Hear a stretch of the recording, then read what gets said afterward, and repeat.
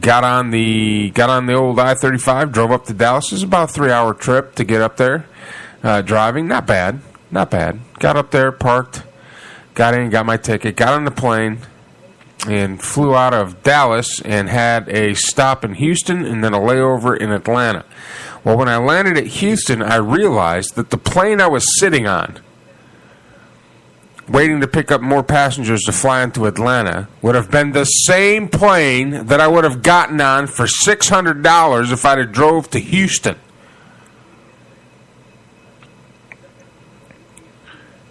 Not sure how that works out. Anyway, I get to Atlanta. There's a 2-hour layover. We got something to eat. Landed in West Palm Beach. Had a very good experience with this new app called Uber. It's all over the United States. If it's, I'm going to get with them. I'm not going to give them too many props until they start paying me. But Uber's pretty cool. It's self-explanatory. You get on Uber and it'll show you.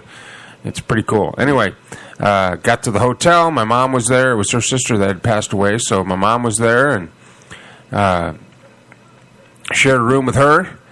And had a nice dinner that night and went to the viewing and, got to start meeting some of the cousins. And my Uncle Denny is a practicing Catholic. So we went through the rosary, and it was very nice. I mean, I don't hold a denomination. My denomination is, I'm non-denominational. I'm Christian, but I'm non-denominational. But it was interesting to see the Catholic, their faith, and it was just interesting to see all the pomp and the stuff that Catholics go through on a funeral. I mean, it's pretty cool. They had the, as far as the ceremony, it was very respectful. It was very interesting. It paid a great honor to my aunt, and I think, but funerals are for the living. They're for us. The people who have passed, they're no longer with us. So, it doesn't do anything for them really, but it is for us, and it was very nice and very respectful, and it was kind of cool. And that was what's called the viewing that they have the night before the funeral, and then the next day we had the funeral, and it was in the afternoon, and went to a very nice church and went through the whole ceremony, the Catholic ceremony, and went through Mass. I think they call it Mass. Then from the church went to the gravesite, and again, it was very nice. It was very nice for everybody to get closure. It was very nice for everybody to be together as a family. I think that was one of the benefits of the whole experience. And then the best part of a Catholic funeral, because funerals are bad, but the best part of a bad situation is, man, the Catholics get together afterwards and they party.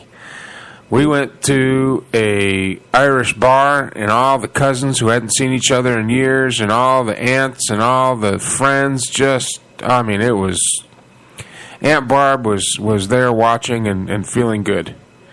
I think she was happy that we all, that even though it was a tragedy that we lost her, it was a long illness. She was in a lot of pain, so really she was just kind of released from that suffering. But the fact that it brought her extended family and friends together in remembrance of her, and we just had a good time. I mean, it was a good time. We drank a lot of beer. We did some drinking and eating. God, I ate a lot of food. So the actual getting together and reconnecting with a lot of folks was a great benefit of the whole circumstance. But it was sad of her passing, but it was great to see everybody. And then my odyssey to return home. Now I'm supposed to get back Thursday night at 4:30 in the afternoon. That's when I'm supposed to get back. I have driven to Florida from Hutto, from Austin. I've driven to Florida, and it took me 37 hours. So I leave to get to the airport. I got to be there. My flight leaves at 8 a.m. So I get on a plane at West Palm Beach and, of course, fly to Atlanta for my layover. I fly to Atlanta. Got my 2-hour layover.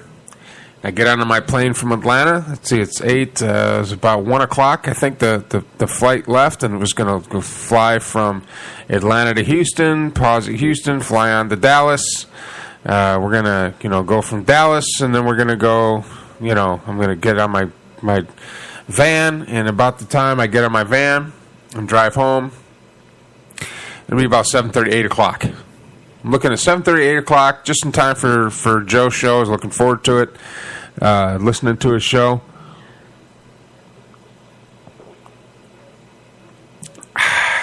Coffee's going down good.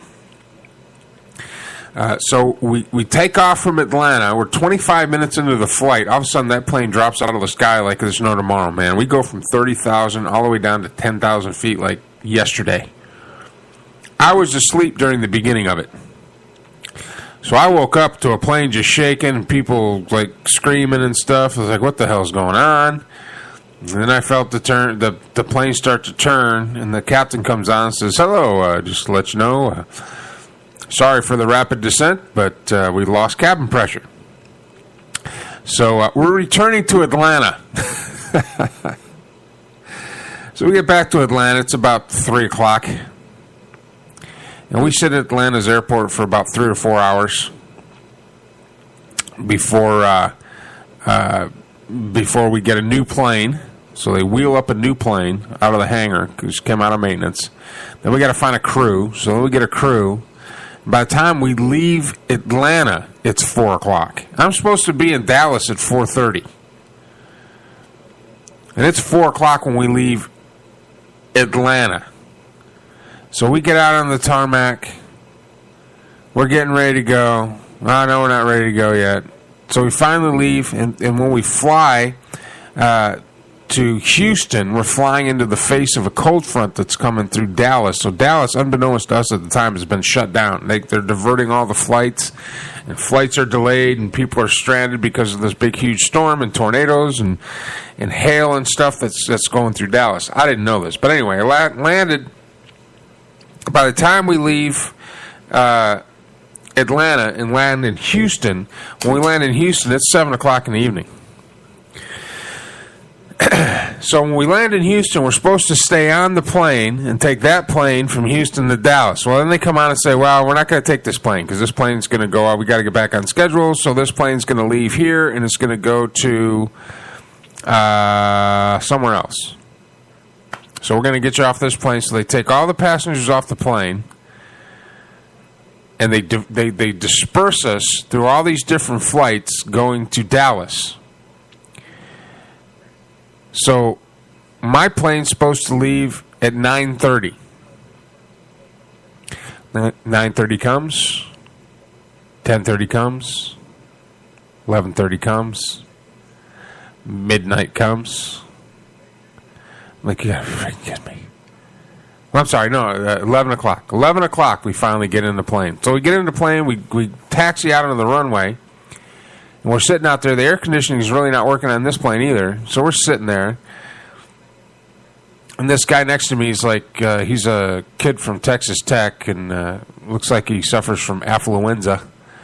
But anyway, he gets too hot, and he starts crying, and he's like, oh, my God, I can't take it. So after sitting on the tarmac for 45 minutes, we drive back to the terminal to let this guy off. And then they come on and say, look, guys, if anybody else wants to get off and try to get to the next flight to Dallas, the next flight to Dallas is tomorrow at 2:30 in the afternoon. I'm like, there's no freaking way, man. I'm not doing that. I got to get home. I'm just going to stay on this plane. I don't care if we cartwheel into Dallas. So anyway, we finally take off. Then we got to fly all the way down around San Antonio and then up the side of the storm. So a regular hour-and-a-half flight takes, I don't know, however long it was. But anyway, we landed Dallas at 1:35 in the morning. I find my car. I slam down an energy drink, and I get home, pulling in my driveway, 4:45. 4:45, 12 hours after I was supposed to be home. I'm finally home, and that was my odyssey. And I tell you, I'd still fly Southwest. Don't get me wrong; they're a fun airline if you've never flown Southwest. Very no nonsense. You know, they do what they do. They get you from point A to point B. It's the most inexpensive way to go. So, but anyway, we'll be back for the last segment of Monday Morning Brew. That's right, the last one before we put this show on hold. Last one. Be right back after these messages. You're listening to the Armed Radio Global Network. I'm Mike Allen, and this is Monday Morning Brew. Arriva da Firenze, Italia, Nesti Dante, il sapone realizzato a mano, ispirato al bel paesaggio fiorentino e agli incantevoli profumi delle colline toscane. Splendidamente confezionato a mano in un'elegante carta fiorentina di ispirazione rinascimentale. Prodotto rispettando l'antica arte italiana della saponeria, grazie al metodo Coltron. Nesti Dante rimane una delle poche compagnie nel mondo che continua a tramandare il metodo tradizionale di saponificazione. Tecnica, creatività e ricerca si incontrano con la nobile antica arte italiana della saponeria. Sapone artigianale, di fama internazionale, sapone di lusso. Per maggiori informazioni visita il sito www.nestidante.com. Whether building, expanding, or remodeling, the name in site work is Savino Contracting. Experts in demolition, excavation, sewer and septic tank installation, and site prep. Get in touch on Twitter at Savino Contract or call 508-989-0960 or email to evsavino@yahoo.com. Savino Contracting has what it takes to get the job done. I stumbled upon a great new ebook website the other day that blew me away, and I thought you'd enjoy it as well. It's called ShebaBlake.com. In addition to the great variety of genres and titles, each ebook is only 99 cents. Whether you're a fan of drama, fantasy, nonfiction, poetry, romance, history, or something else, there's something for every reader, even young readers. Order your ebook in the downloadable format that works best for you today. Go to ShebaBlake.com. SHEBA Blake.com. Are you an entrepreneur looking to get your business off the ground?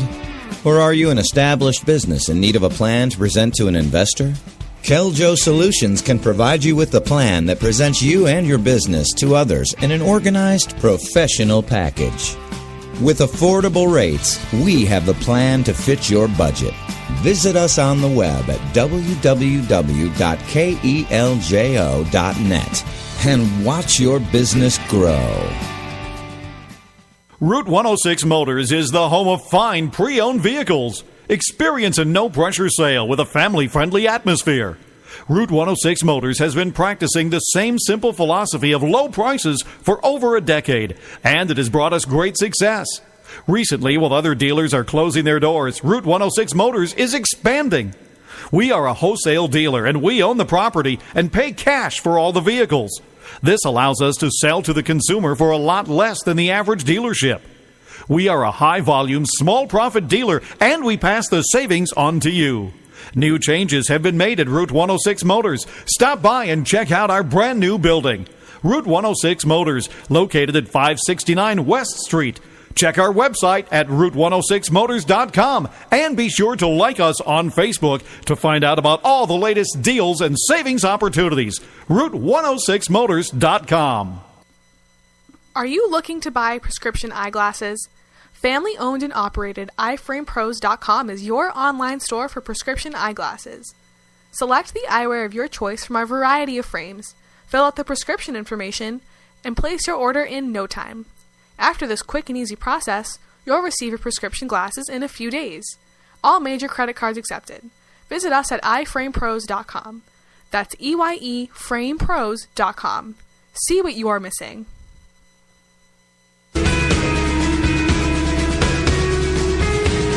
Hey, do you overcommit? Have a problem saying no to your kids, your boss, and your relatives? That just might be why you're feeling stressed and out of balance. Go to CherylSaysNo.com. That's SHERYL saysno.com and learn for free 6 tips on how to say no without sounding passive or aggressive. Visit CherylSaysNo.com today.